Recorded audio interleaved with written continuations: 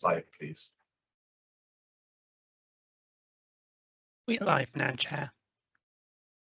That's great. Thank you for that. Nice for everybody to turn up and it's lovely weather anyway. We'll move on to item 1 then. Apologies for absence. So we had Councillor Taylor, Councillor Simmons, Councillor Thomas, Councillor Stewart, Councillor Forsey, and Funeral Director Mike Ryan's. Apologies. Right. Any others before we move to the next item? No? No, that's great. Move on to item 2 then, which is declarations of interest. Anybody's got any declarations, even if we're going through, just bring it up and have it noted. Nobody. Item 3, minutes of the previous meeting, which is page 3 to 4. Has anybody got any issues you'd like to raise on behalf of that? If not, I'll take it as we're all okay with it. We're all quiet there, so I take that as. Councillor Smith, did you raise your hand then, or did you want to say something? I was just agreeing with the minutes. Oh, that's great. Yeah, thanks. So everybody in agreement with the minutes? Well, that's members, yeah. So that's excellent. Thank you. We then move on to item 4, which is the review of the budget performance 2025 to 26, and that is on pages 5 to 20. Who can we lead on that? Yeah, that'll be me. Thank you. Thank you. So, Good afternoon, everybody. I nearly said morning then. Afternoon, everybody. So I'm here to present the review of the budget performance for 25-26. Just to provide you with some up-to-date information, really, on how we're doing with the budget so far, and also to approve the revised annual return for 24-25.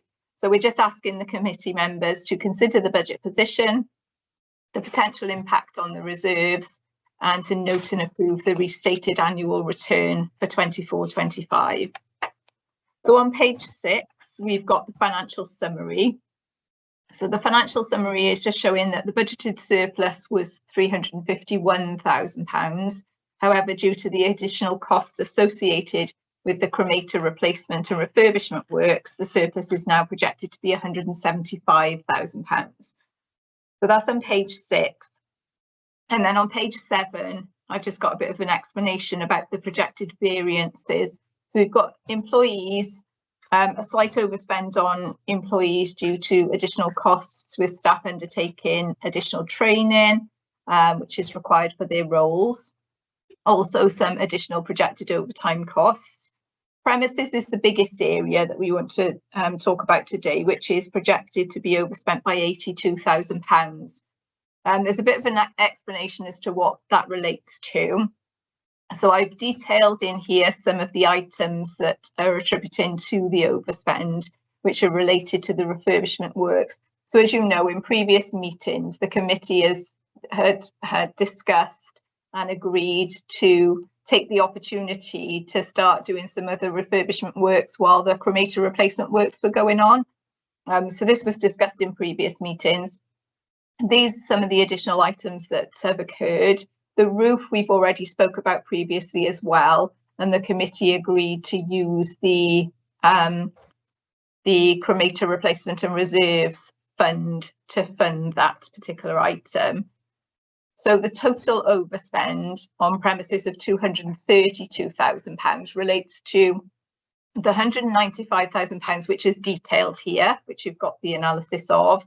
And then there's a £37,000 overspent, which is increased cremator repair works. This has been partly offset by a reduction in utilities. So we think there's going to be a projected underspend in the utilities area of £62,000. And also we've also got the reduction in the rateable value. So that's reduced our rates bill by £88,000. So the net effect of the overspend plus the decrease in the utilities and the rates bills comes to the £82,000. If anybody's got any questions as we're going through, you're more than welcome to ask as I'm going through, or you can leave the questions until the end. So that's detailed on page 7. We've got supplies and services, increased Wesley media costs, covering music, personal visual tributes, etc. These are all income generating services and they're hugely popular at the moment. There's offsetting income against this expenditure. So we've got additional expenditure within supplies and services, but we've also got additional income within our income area. That's been detailed in the manager's report, and I've taken an extract of that particular element from his report, which is detailed here on page 7 and continuing on to page 8. So that's the sort of income that we're getting in from those tributes every month, which you can see is quite substantial. Moving on to page 8, which is the income then. So the position at the end of August is showing an outturn forecast of £75,000 less income than budgeted. So that reflects the loss of income in July and August for the cremator replacement works, where we had to close down for a portion of time. So we've had increased direct cremations, which Kerry has spoken about in previous meetings. They are doing really well. We've price matched other competitors and that's working out really well with getting additional income in. So if the projected cremation numbers is consistent with previous years for September to March, we think that the impact of the closure will be minimal, because if you look at the numbers on page 8, we've got the variance to previous years. So April and May were 18 and 27 more than they were in the previous year, which then offsets the decrease in the July and August period. So if numbers continue as they previously have or increase further, then that impact will be minimal. And then the other thing then on page 8 is just the restated annual return. So where we'd set up the reserve for the I remember what we called it now. What did we call it? The repairs and renewal fund, where we set up the reserve for that. We'd included the £100,000 as expenditure in the accounts, and that shouldn't have been taken as expenditure. And so therefore, the impact of it just means that the reserves that we carried forward was £100,000 more than I'd previously reported. So a better position, really. So for this report, then all we're looking to do is for you to note the financial position as it is at the moment, and if you just approve the restated annual statement that we've presented today. And if anybody's got any other questions, then happy to take them. Thank you so much. Anybody got any questions for Joanne? No, I have. Where you said there's an overspend in the long term, surely that would be savings for us, because if we have to put future costs in now, it'll probably cost us more again. So absolutely. I commend you for doing that, because long term they have to be done. It just saves us doing it at a late date. So thank you. For sure. Thank you so much, everybody. So are we happy to approve the annual statement? Is everybody happy to approve it and note it? Yeah. Thank you. Brilliant. Thank you so much. Yeah. Thank you, Joanne. Thank you. Sorry, can I just... Sorry, yeah, can I just ask, my screen doesn't seem to have like a hand raising function. Is that true for everyone else as well? Yeah, it's been taken off live event, so it's something that's come off in the last few months. Okay. Okay. Just while I'm speaking, sorry, I must have come in like a minute late. I had a query on the minutes. That's fine. Yeah, no, it's fine. Is that all right? Because I just noticed with the minutes, it seems to have changed so that they're just a series of links to YouTube. Is that right? So it was agreed, I think, in council, maybe in January. So the minutes would now be shortened with the full recording available on YouTube. Rather than having a full set of minutes, we have like an abbreviated set of minutes. So that's true for all committees, including like cabinet, council, or regulatory committees in the council. So that was approved in full council in January, was it? I can find the date for exactly when it was approved, but we've been doing it for the last year. So after the committee, I can send you. Would you mind letting me know? Because I mean, so it's the first set of minutes I've seen that have looked like this, but I mean, I don't know how other people felt, but I didn't find them that useful, because I missed the last meeting, and you know, whereas normally you'd sort of do a little read through the minutes, what the minutes now ask you to do is basically watch it all back in real time, which I feel like is not that practical for a lot of people. Maybe it just needs a bit of reconsidering. I don't know. It's always at the discretion of the committee. So if you feel like you'd want a bit more, maybe it's information relating to the questions asked by the committee, or maybe you feel like you'd want like key details. So for the report, maybe there's just a few summary details of what's been presented in the report. It is something that the committee could. All I was going to ask, is it more difficult for you, Rhian, because I looked at ours through our system and I was able to print it all off quite easily. So are you asking about the previous videos of it, or where did the videos go in? Is that what you're trying to get at? Well, no, what I'm saying is there's effectively no minutes now. Right. So it's, yeah, so this the minutes now standard where we just have the recommendations. So if the committee feels like, again, it's because in the link in governance and audit committees, we have a summary of details of the officers' reports, and then we have the recommendations. It is something that the committee does have discretion to request, and then we can come back to you about. So okay, I wouldn't want to go against what everyone else, like if everyone else prefers it like that, then that's fine. But yeah, I don't know. I mean, can I just say it's worth monitoring it to see if it's effective for us, and if not, perhaps at the next meeting, raise to see whether we need to look at it again. Or can we do that? Maybe we could get email feedback, you know, from members in between now and then, rather than going into it today. But my feedback is it's not that useful for me. You know, you can include it as part of the minutes in the next committee, where maybe it's like a discussion point where you just kind of confirm if you're happy with it or what changes you would like. And then yeah, I can request feedback when I send the minutes out, probably next week. So, so I'll send it out to the committee, and then if you send me your feedback, it's something we can look at in the January committee. Yeah, as long as everybody's happy with that, you know, if you can't access the minutes, then you can't really do your function of what you're doing there, really. So we need to get that right at some point. So we'll look at that for the next minute. But thanks for reading that as well. Yeah, thank you. And if you don't mind, I wouldn't mind seeing when that council decision was made as well. If you would send me that afterwards. Yeah, I'll speak to Catherine and we'll figure out where it was agreed and when. Great, thank you. Right. Sorry about that. No, thanks. No, that's fine. No. If there's nothing else from that, we move on to item 5 then. It's facilities management. Have we got anybody from North? So the representative from North's comment is saying he's had issues with his microphone system, so we won't let him speak.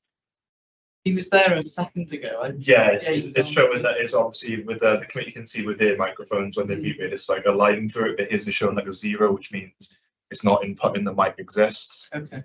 So I've been speaking with him, but he doesn't seem to think a bit of speak. He did mention that Kerry should have information. You've been volunteered. Kerry's mate. It says, yeah, so that Kerry would cover the works that have been conducted within the manager's report. So right.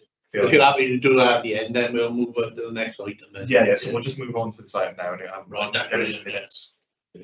We'll move on to item 6 then, which is a funeral director's report. Did you want to come in?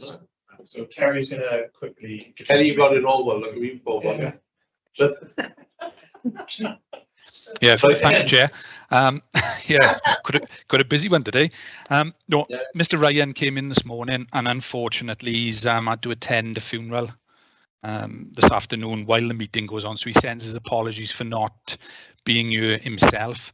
He'd like me to mention that there are no current issues from local funeral directors that have been raised. However, he'd like to thank both Norse and crematorium staff on behalf of the NAFD for the way in which the refurbishment work was carried out and managed across the closures, and that's all he's asked me to say on his behalf, really, Chair. Yeah, no, that's brilliant. And the week that we gained on that when it was a 4-week period. So I can only commend them for getting to that stage, which is brilliant. We'll move on to item 7 then. That's a distribution of the ICCM metal recycling donation. That's on page 21 to 28. Does anybody want to raise anything on that, or anybody want to lead where the donation would probably be linked to? So is it, I think an officer would present the report and then the committee would decide on the Because there are some good, people requiring some donations on that list. So Could I just say we're splitting it 4 ways? Could we go 5 ways and every authority would have some input in it? I'm quite happy to do what everybody else wants to do. Yeah. So for the committee, this was a decision that was also made earlier this year. So it's for the committee as a whole to decide where they feel the funds from the recycled metal charities would go to. I just thought if it was a 5-way split, then every county would have a say in it. Yeah. That's all I thought. My only question is that we'd have to name the particular groups that we're making a donation to. For myself, I don't know what one is in what area, so I would be aborted to that. Can I just come in on this? Just to briefly present the report to the committee, what we were asked to do was to ask members for their suggestions for a number of charities that would be appropriate for such a donation to go to. And members came back to us.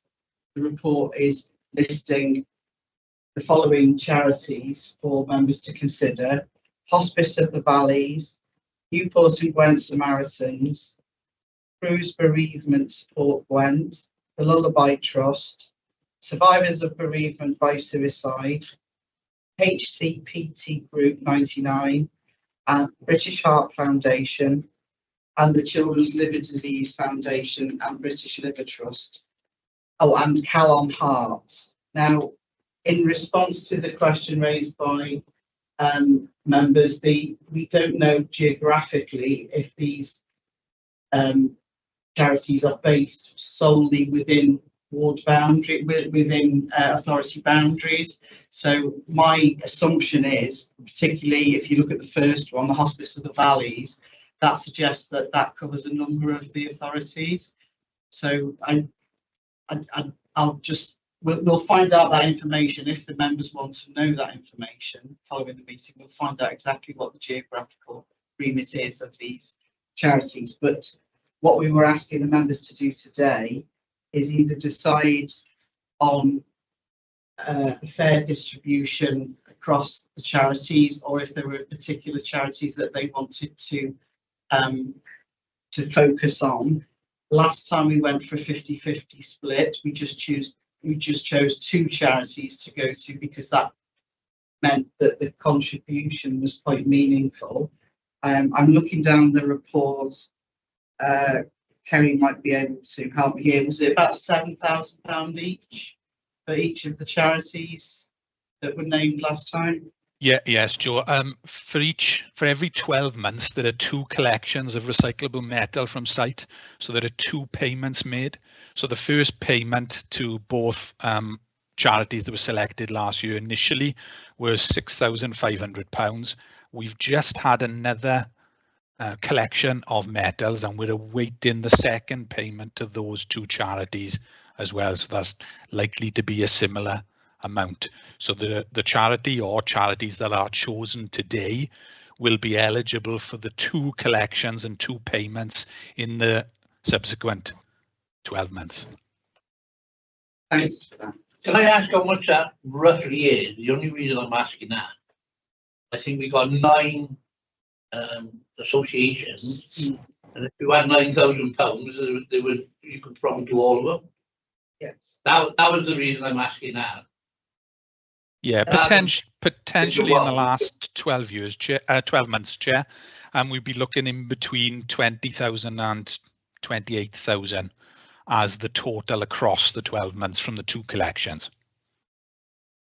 Well, I'm open to members' suggestions, whatever they wanted to do, but you know, if you wanted to cover all of them, or just a number of them, that's entirely up to you.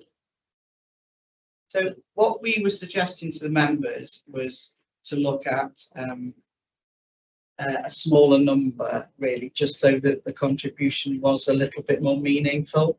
That because £1,000, where that is a nice sum to have, with a little bit more, they can actually buy sort of invest in facilities or help, you know, pay for supporting staff and that kind of thing. So I don't know if the members have all had a chance to look through the different the criteria of each of the proposed charities. Hospice of the Valleys, they provide specialist palliative care. Sorry, apologies. The Newport and Gwent Samaritans is to support people when they're in a very dark place and need some help mentally, physically. The bereavement support of Gwent is promoting the well-being of bereaved people, which has obviously got strong ties to the crematorium. Lullaby Trust is about preventing deaths in infants. The Survivors of Bereavement by Suicide is again another support organisation for people suffering from grief and loss. We have the ACPT group is a charity that's focused on children being able to have special holidays and activities through the year. The British Heart Foundation is obviously for helping with benefits in cardiovascular disease, obviously in research, and also support for people who've lost people through heart disease. The Liver Disease Foundation, Liver Trust, again, that's to support people who are suffering from liver disease and those who've lost people through liver disease. And Callan Hearts is heart screening and defibrillator charity to make sure all communities across Wales have a defib available and that staff are trained in CPR. So the options were to agree on one charity to receive the whole donation, to agree on multiple charities to receive a donation, or to not agree the donation. So I think that is the question to the members. Yeah, this is a difficult one. Now in deciding which ones you want to allocate for the funding. What is an easy way to do it? Is it an easy way to ask numbers now? Or to put in there, send them an email with their preferences? I know I run a charitable thing myself, and if somebody's left to me, I do all of them. But I mean, I'm in your hands, so. Just to remind members, the chat box can't be seen on the recording. As we advise, if members have got points to make to. Oh, we can, yeah, we can put it on chat now. So, which is the best way forward? That's what I'm trying to work at. Well, we were looking through, so members need to decide if the donation is going to a charity that is appropriate and can be linked to the core business or the core function of the crematorium. Right. And I think, Kerry, is that what the ICCM guidance says to do with this contribution? Yes, as part of the national scheme, it's advised that it's a death-related charity, and the idea of the scheme is to promote charities in the areas of the crematoria, really, the areas that they serve. Do all these actually groups within that category? Some seem to be a little bit more to do with support, Right. rather than. So we know which one is them, so we can sort of put them to one side. Going down the list, Kerry, you spoke to the charitable organisations directly, didn't you? Would you say that any are ineligible? Well, there were a couple that were submitted that we had to omit, but I think we could realistically argue that all on the list could meet the criteria, and it would just depend on members if they felt that some were more deserving than others, really. Right. My only other option is to go through each one individually and ask the members of the year. Is it easy doing that? Is it easier to do, you know, after the meeting to have a sort of more like a poll? You know, all the charities are listed and members can sort of click on for. I mean, or we can do it today, but that might just be another way, and then everyone's got a bit of time to reflect as they carry out the vote, maybe. Yeah. I did suggest that before we started the discussion, but it's how all I want to do is get a decision to make sure the money goes to whatever relevant.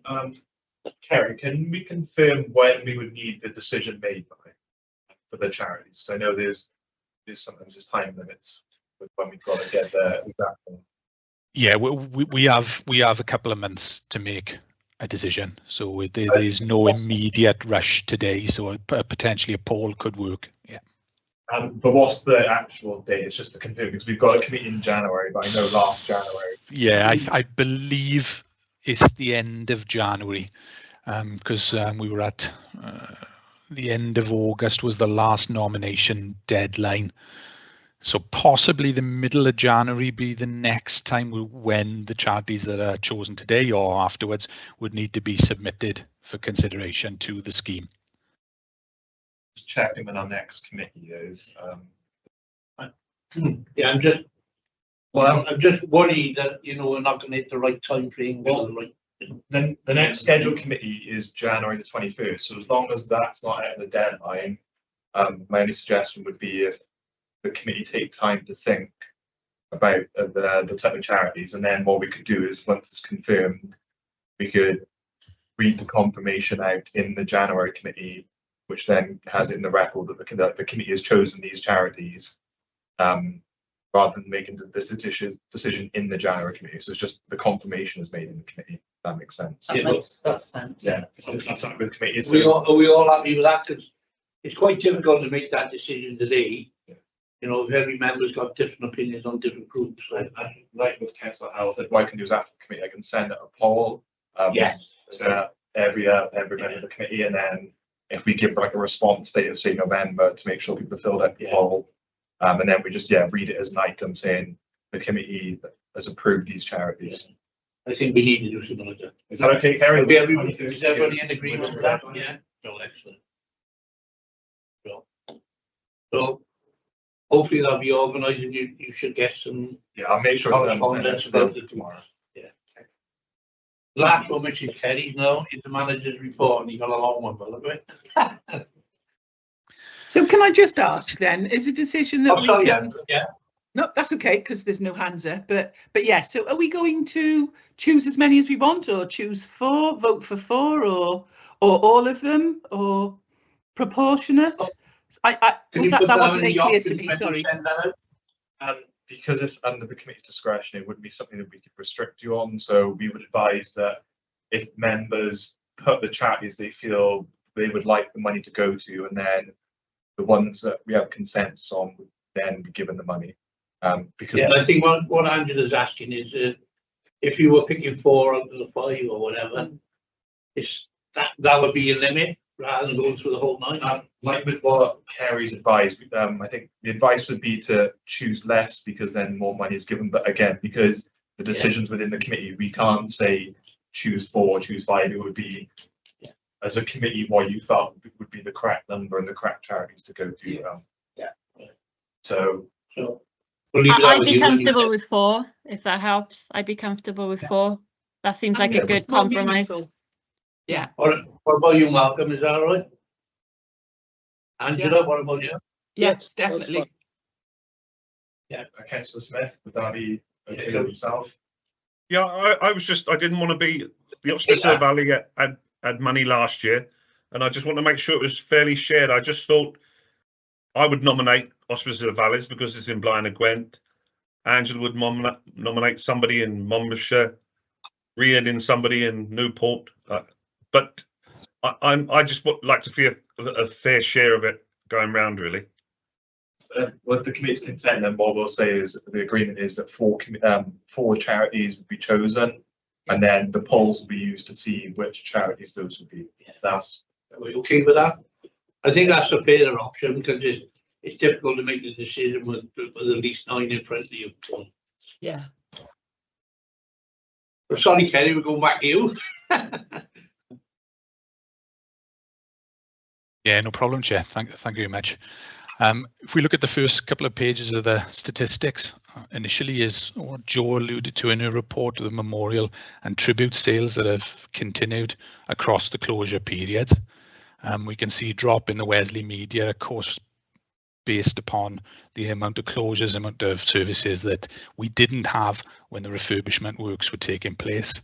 Again, in the list of cremations that are taking place across the year, we see the drop in July and a drop in August, but not too much of a drop in August, given that we did have closures during that month. And again, the months prior to July and the closure, where we've had increased numbers on site, and it's hoped that the refurbishment works will further aid that.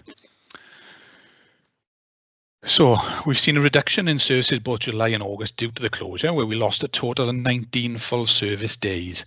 The 19 days will equate to 133 full service slots, of which we'd look to fill 80%, so 106.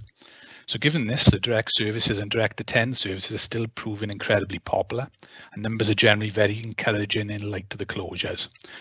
Given that we've lost basically 106 services, we can see how many services we are down against the red from last year and the black to this year for full services. So that would lead us to see quite clearly that we're ahead of schedule apart from the closure periods. The works have started on site as previously advised, with the crematorium closing fully for the first 2 weeks of the project and then programmed to close on Monday, Tuesday, Wednesdays for following 4 weeks. Progress was made with the chapel refurbishment and decoration, along with the ancillary building works to allow space for a new cremator build. Huge progress was made in this 2-week period with the roof works. As you all remember, the weather's been absolutely fantastic through the summer, and that has aided the contractors in that work. In week 3, we opened back up for services in our newly refurbished chapel space on Thursdays and Fridays. Ancillary building works were now complete and cremations could again take place on site. Meetings with contractors leading up to this period identified the works would be at least a week ahead of the original schedule. And with this, I've got to thank Carl and Mark from Norse and all of the many contractors we had on site for their availability, their honesty, and their preparedness to work together to ensure that we could open sooner, and something we were incredibly pleased to be able to offer some times back. So this meant we were able to notify stakeholders we would reopen fully a week early on Monday the 11th of August instead of the original date of Monday the 18th of August. Seamless work of the contractors on site allowed service times to be opened earlier than anticipated, which was received well by funeral directors, and many of these additional slots were used. All of this was achieved without compromising the work, which is probably the most important thing. And then a few of the attached pictures, you can see the differences. Again, if any of you'd like to visit site and have a little tour of what's still to be done or what has been done, with a view of looking at the photos from before and after, you're more than welcome to drop me a line via Taylor and we can arrange something at your convenience, because it's quite impressive the work that has taken place. So roof works are completed and the solar panels have been fitted and commissioned. Currently, the panels, at time of writing this report, were generating up to 40% of the electric that's being used on site. I think across the 12 months, it's projected that we'll generate 18% because of the shorter days and winter periods. But we've had an excellent summer, and the fact that they were commissioned early meant that we were generating lots of electricity to be used on site. The works at the rear of the building, including a new cremation, charging beer and increased refrigeration capacity, have been a welcome aid to the smooth and safe operations in the crematory. There are a few minor snags, as there always are with these works, and these have been continued to be picked up. These, however, will not have an impact on service delivery, as all the disruptive works are now complete. Throughout the process, there have been a few additional works that needed to be completed to assist with the operations on site. Some of these were unforeseen prior to the works beginning. These include replacement hearths in cremator 3 and 4, an asbestos watch and brief during the removal of machines 1 and 2, repair of flue exits to the roof where the machine number 1 was previously sat, and temporary soundproofing of the entries where machines 1 and 2 sat so that noises don't go back into the chapel space. So in addition, the installation of a permanent soundproof door will be needed once the final cremator, the new cremator, is in position. So moving forward, the build of the new cremator will now be starting the 8th of November, with removal of the redundant flue gas treatment equipment starting at the end of September, actually this Thursday evening. So they'll be working Thursday evening through till Monday evening, and cross weekend we'll have a crane on site. So there'll be no disruption to site at all, and all of this work can take place at the back in preparation for the new build. So on the 8th of November, the new cremator equipment will be set on site, and the build will take place alongside our normal operations, and by the end of February the new cremator will be fully abated and plugged into our flue gas treatment system and will be operational alongside our other 2 remaining cremators, which are operating well at the moment. So that concludes the report at the moment. So if there's any questions from anybody, I'll happily take those. Yeah, any questions for Kelly regarding the report? Brianne, would you like to come in? Yes, thank you. It's not so much a question as an answer that, you know, I think I'd really be keen to come and visit it. You know, if other people are happy to do that and would be interested in doing it, you know, maybe in the early part of next year, so we're not pushing everyone up against these autumn works and that kind of thing. The photos look great. The roof looks amazing. I'm struggling to remember the inside of it when we visited before, but the photos of the inside look fantastic now as well. So, you know, it's all good news, isn't it? So it'd be nice to come up and see all the good work that's been done. Thanks. My suggestion to members, if they would like to visit it, is maybe we could do it before the January committee, because if we've got members in person, it means we could go to the crematorium and then come back for the committee itself. So that means it's kept within the same day, and the focus is there that you get to see the crematorium and then discuss the crematorium matters. For that works. Everybody happy to do that after Christmas? Yeah. I'll send out invites to the entire committee about the flag. Yeah. Any other questions for Kelly? The only one I've got, and I worked out on page 29 where you put cremation, where we had a shortfall in July. When I compared the numbers between 2024 and 2025, we've gained 65 cremations. So hopefully, like Joanne said, that'll offset some of the July figures. And probably be above compared to the one previously. So I'd like to commend everybody on that and making this a success, really, because to do it into 1 week less than what it should be, I think that is phenomenal. So if you can pass on to the staff that done that, then thank you very much for that. Any other questions? No. Eddie, could he look at? He wants more. No.